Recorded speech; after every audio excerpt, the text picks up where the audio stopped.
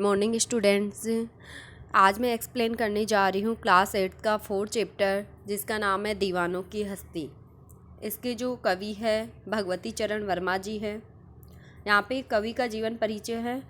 भगवती चरण वर्मा जी का जन्म 30 अगस्त 1903 ईस्वी को हुआ था। जन्म स्थान उन्नाव जिले उत्तर प्रदेश के समीपुर गांव में हुआ था। पिताजी का नाम था इनके देवी चरण जी। शिक्षा उत्तर प्रदेश के समीपुर गांव में प्रारंभिक शिक्षा हुई। इन्होंने इलाहाबाद से एमए किया। भगवती चरण वर्मा जी ने लेखन तथा पत्रिका के क्षेत्र में राज्यसभा की मदद की तथा सदस्यता ग्रहण की और 1933 के करीब प्रतापगढ़ के राजा साहब बद्री के साथ इन्होंने काम किया। 1936 के लगभग फिल्म कॉरपोरेशन कलकत्ता में कार्य विचार नामक साप्ताहिक पत्रिका का संपादन किया। मुंबई से में फिल्म कथा लेखन तथा दैनिक नवजीवन का में कार्य किया।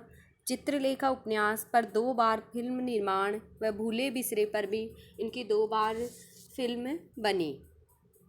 अब यहाँ पे है दीवानों की हस्ती।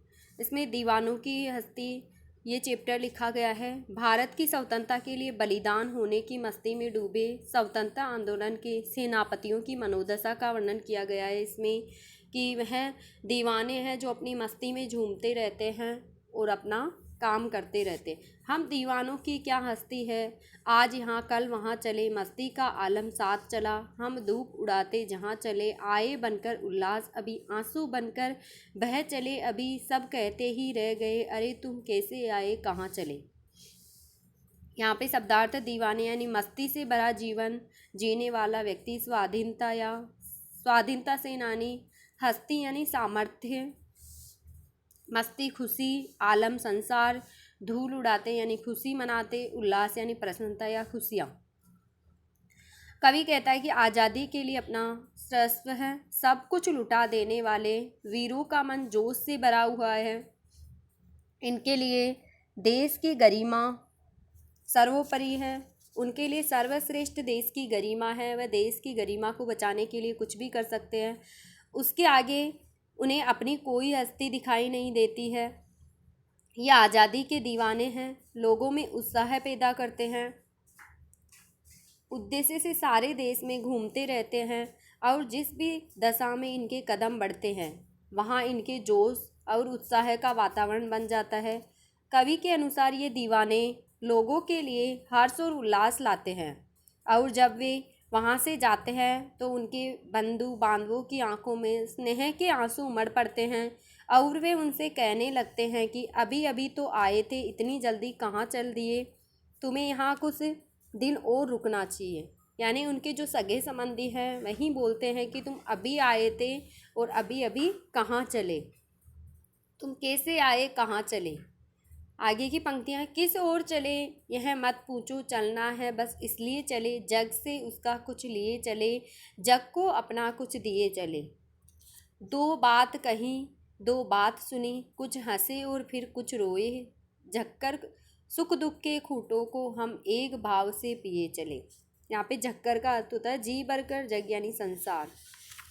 इन पंक्तियों के माध्यम से भगवती चरण वर्मा जी कह रहे हैं कि दीवाने कहते हैं कि उनसे उनका आने जाने का पता ठिकाना मत पूछो। वह वीर सैनिक कह रहे हैं कि हमसे हमारे आने जाने का पता मत पूछो, क्योंकि उनका कोई निश्चित स्थान नहीं है, हमारा कोई निश्चित स्थान नहीं है। हम बस अपने स्वतंत्रता रूपी लक्ष्य तक पहुंचना चाहते हैं, इसलिए चल दिए। हमारा जीवन होता है बलिदान होना। वे कहते हैं कि संसार से उसकी कुछ यादें लेकर और अपनी कुछ भावनाएं देकर आगे की ओर बढ़ जाते हैं। वो दीवाने स्वतंत्रता सेनानी संसार में कुछ देने आते हैं और कुछ अपनी यादों की छाप छोड़ने के लिए आते हैं।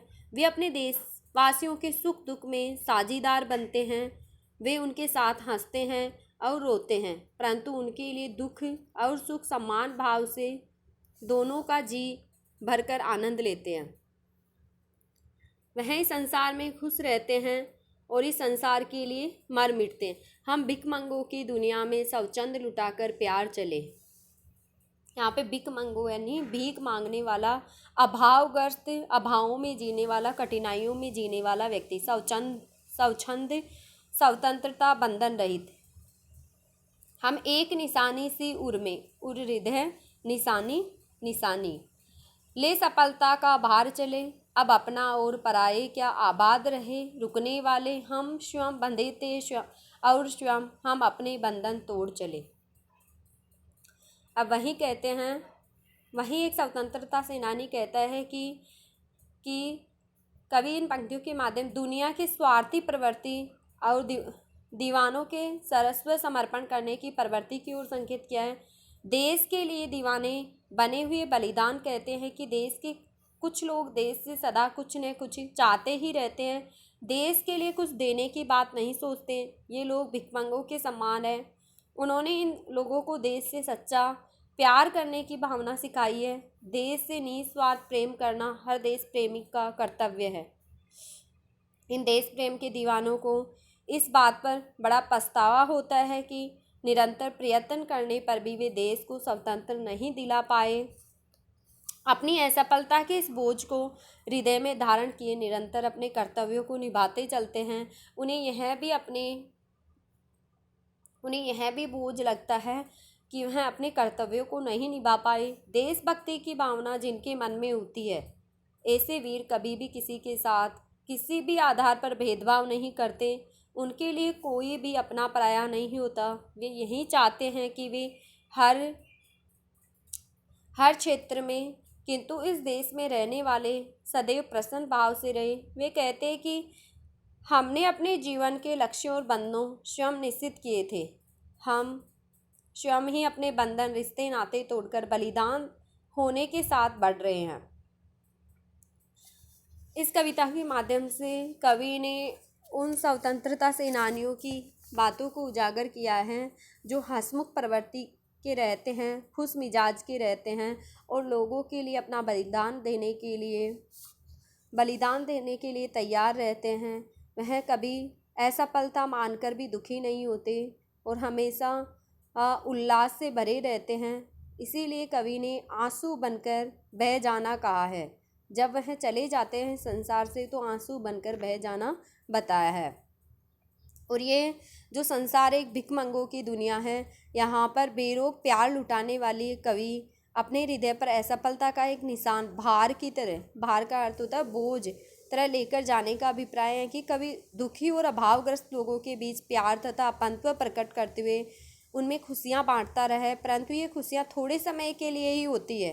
कवि उन्हें लंबे समय तक बनाए रखना चाहता है, अर्थात उन्हें स्वतंत्रता रूपी अनमोल और स्थायी खुशी देना चाहता है। उन स्वतंत्रता सेनानियों को वह इस संसार में जब वह चले जाए तब भी वह स्थायी रखना चाहता है, किंतु अपने इस प्रयास में असफल होने पर वह इस अपने हृदय पर असफलता का बोझ मानता है कि इससे कवि की निराशा प्रकट होती है।